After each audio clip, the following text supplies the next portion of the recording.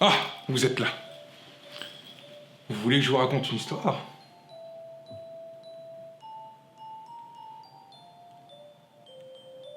Ah, vous êtes là. Vous voulez que je vous raconte une histoire? Non, j'étais pas dans la lune. Non, j'étais dans les étoiles. Parfois, en les observant bien, il se passe des choses magiques. Laissez-moi vous raconter.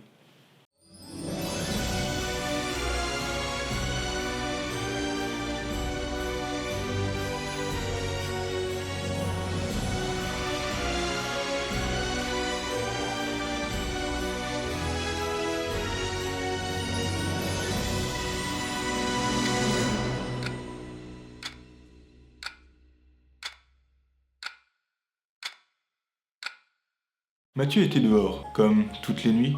L'homme de 20 ans observait inlassablement les étoiles. Beaucoup lui reprochaient d'être associable, que ce soit à ses proches ou le voisinage. Mathieu s'en fichait. La beauté, il la trouvait dans le ciel. Mais au fond de lui, le jeune homme se sentait seul. Chaque fois qu'il s'émerveillait devant un astre ou une constellation, il voulait le montrer à quelqu'un. Cependant, il n'avait personne avec qui partager sa passion. Pourtant, cette nuit, les choses pouvaient bien changer. Car au sommet de la colline de Montbrun se préparait un phénomène magique. Alors que Mathieu commençait à ranger son télescope et s'apprêtait à rentrer chez lui, quelque chose le poussa à regarder une dernière fois les astres lunaires. Et devant ses yeux, une lumière vive traversa le ciel. Brève, éclatante, avant de s'éteindre. Mathieu ferma les yeux et fit un vœu. Ses lèvres ne bougèrent pas, mais dans son cœur, il prononça ces mots. Si une âme regarde le même ciel que moi, que nos regards se croisent avant Noël. Le lendemain matin, Mathieu descendit au café, situé juste en dessous de son appartement. Un lieu qu'il fréquentait rarement. Mais quelque chose l'avait poussé à sortir. Il s'assit sur la terrasse et commanda un thé, chose qu'il préférait par-dessus tout, car il trouvait les saveurs aussi infinies que les étoiles. C'est faux, c'est dégueulasse. Le serveur lui apporta, il commença à boire le breuvage qui lui réchauffait la gorge. Il prit entre ses mains un carnet, recouvert de croquis et de noms d'étoiles, et commença à le feuilleter. Dans son dos, une voix lui demanda timidement « Vous observez le ciel ?» Mathieu répondit du tac au tac en se retournant. « Toujours, même quand il est caché par les nuages. On ne sait jamais, une étoile peut se montrer quand on ne s'y attend plus. » Devant lui se tenait une jeune femme, ses cheveux tombés sur son visage, qu'elle repoussait distraitement du bout des doigts. « Eh ben, vous savez parler aux femmes ?» répondit-elle en rougissant. Ouh. Mathieu baissa la tête gêné, ses joues commençant à prendre des couleurs. Tout en se réchauffant, ils parlèrent. Ils parlèrent de météores, de constellations, puis de tout le reste. Il apprit ainsi qu'elle s'appelait Caroline, qu'elle aimait le silence, les soirs d'hiver, les chocolats chauds brûlants et les musiques qu'on écoutait seul dans les noirs.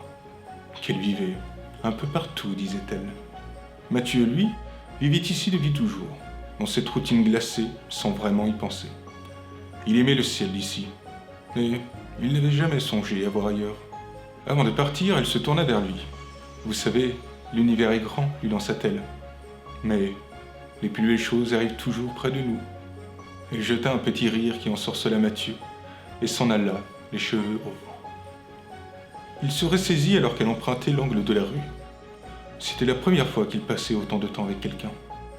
Et surtout, qu'il avait envie de revoir cette personne. Durant l'heure qui suivit, il ira aux alentours à la recherche de cette mystérieuse Caroline. Mais ses résultats furent infructueux, et il rentra bredouille.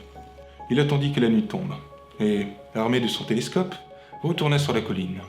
Ce soir, le ciel était clair, pur et constellé de milliers d'étoiles. Il ne pensait plus à Caroline lorsqu'il la vit jucher. Il ne pensait plus à Caroline lorsqu'il la vit jucher. Non. Il ne pensait plus à Caroline lorsqu'il la vit jucher. Oh, juche! Il ne pensait plus à Caroline lorsqu'il la vit assise sur le monticule de terre. Elle lui fit un signe de la main et l'invita à le rejoindre. « Je n'ai jamais rien vu d'aussi beau, » lança-t-elle d'un air enjoué. « Je comprends pourquoi tu n'as pas bougé d'ici. » Mathieu sourit et murmura un « Moi non plus », alors qu'il observait la jeune femme qui s'émerveillait vers le ciel étoilé. Caroline avait apporté un thermos de thé. et en proposa à Mathieu. Celui-ci sortit un paquet de biscuits et ils s'installèrent sur le sol. « Tu vois celle-là » dit-il en désignant une étoile brillante au-dessus d'eux. « C'est Vega, la plus belle du ciel d'hiver. » La jeune femme sourit en tournant la tête vers lui. « J'ai toujours préféré celle qu'on ne remarque pas tout de suite, » répondit-elle. « Celle qu'on croit terne, jusqu'à ce qu'elle brille pour vous seul. » Mathieu resta silencieux. Dans le reflet des étoiles, il voyait son visage se découper. Et soudain, il eut la certitude que le vœu qu'il avait fait la veille venait de s'exaucer. Ils restèrent ainsi des heures, à parler, à rire, à se taire, pendant que les étoiles semblaient écouter. Ils se séparèrent en se promettant de se revoir le lendemain, sous cette même voûte céleste. Le soir suivant, ils étaient montés sur la colline, comme la veille. Le froid leur piquait les joues, la buée se transformait au rythme de leur respiration, et la ville, en contrebas, ressemblait à un amas de constellations inversées. Mathieu avait rapporté son télescope, mais ce soir, il n'observait pas le ciel. Il observait Caroline. Elle s'était assise sur la couverture qu'ils utilisaient toujours, les genoux ramenés contre elle, le regard perdu dans le ciel. « C'est drôle, » murmura-t-elle. « On passe sa vie à chercher quelque chose là-haut, alors que tout est déjà ici. » Mathieu la regarda, un sourire indécis aux lèvres. « Tu veux dire que les étoiles sont une excuse ? Peut-être bien, une façon de ne pas regarder trop près. » Le silence se posa entre eux, presque confortable. Le vent faisait danser une mèche de cheveux sur le front de Caroline. Sans réfléchir, il la remit derrière son oreille. Elle leva les yeux vers lui. Le temps sembla suspendu. Autour d'eux, le monde se réduisit au bruissement de la neige, au souffle du vent et à ce frôlement de leurs mains qui se cherchaient sans se fuir. Leur baiser naquit comme un secret partagé, un geste simple, presque timide, mais d'une évidence lumineuse. Quand ils se séparèrent, le froid sembla moins mordant, le ciel moins lointain.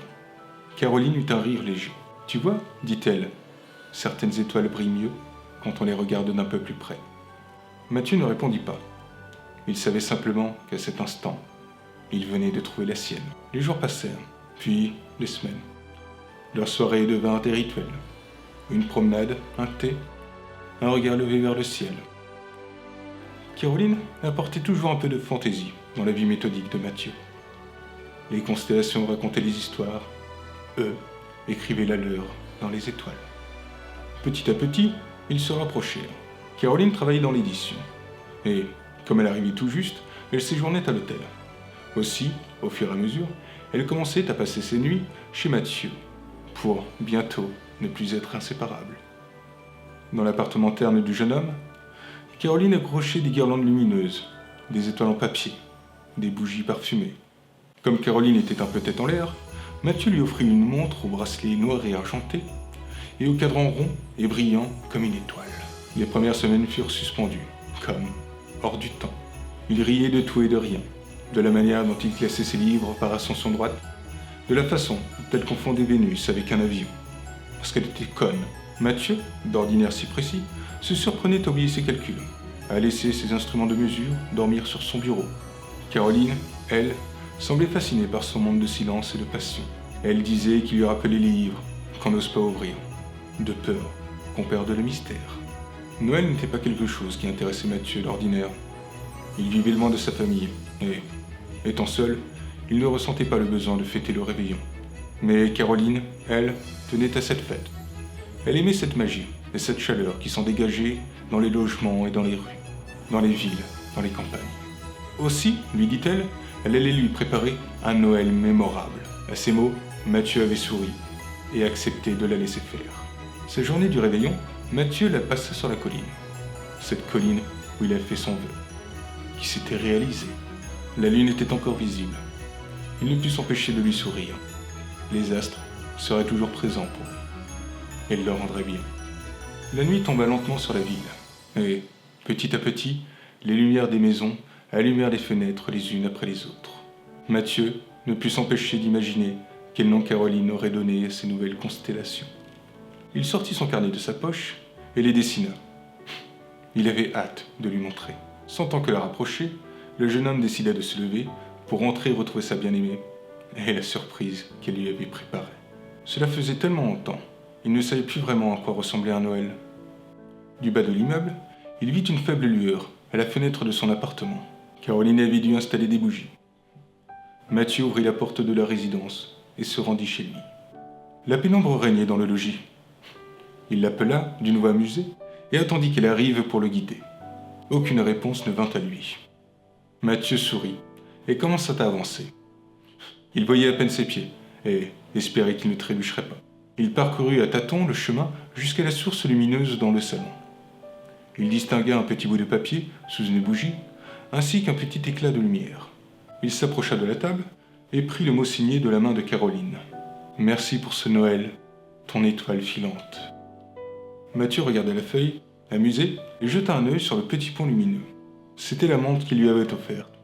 Mais le cadran avait une large fissure. Son expression changea soudainement, et il appela Caroline plus fort. Dans un même temps, il cherchait les interrupteurs, laissant glisser ses mains le long des murs jusqu'à toucher un des boutons. D'un geste vif, il alluma la lumière. Ses yeux s'écarquillèrent en parcourant la pièce. Elle était vide. Tout avait disparu.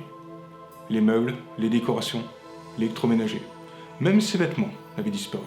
Tout ce qui lui restait, c'était cette table, la bougie et la montre. Il regarda par la fenêtre, dans l'espoir de peut-être croiser la silhouette de Caroline, qui rigolerait et lui dirait que tout ceci n'était qu'une vaste blague.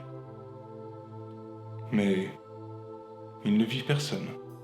Abattu, Mathieu leva les yeux et fit la seule chose qui comptait pour lui. Il regarda les étoiles.